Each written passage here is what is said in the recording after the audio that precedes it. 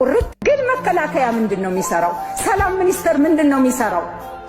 መንግስት ምንድነው የሚሰራው? በህገ መንግስት የተሰጠው እኮ የመንግስት ስልጣን የህዝቡን ልማት እድገት ብልጽግና ምናምን ከህዝብ ደህንነት በኋላ ነው የሚመጣ። ለመሬቱ አይደለም እኮ ብልጽግና ለህዝብ ነው። ህዝብ ደግሞ ሲኖር ነው መጀመሪያ ወጥቶ መግባት ሲችል። እስቲ አስቡት ተኝቶ እነሳለሁ ብሎ ሰው እየተጨነቀ እየተኛ በእውነት ሰውነታችን የምንጠላበት እኔ ራሴ ሰው መሆኔን የጠላሁበት ጊዜ ነው። አመራር ሁኜ በዚህ ሰዓት እዚህ መገኘቴን የጠላሁበት ወቅት ነው።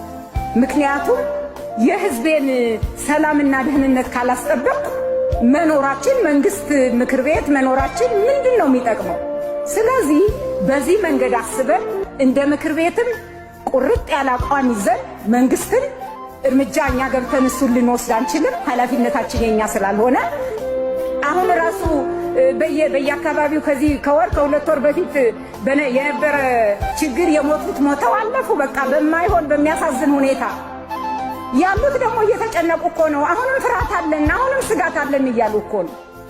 ስለዚህ የህዝብን ደህንነት እማናረጋግጥ ከሆነ መኖራችንም ምንም ፋይዳ የለውም።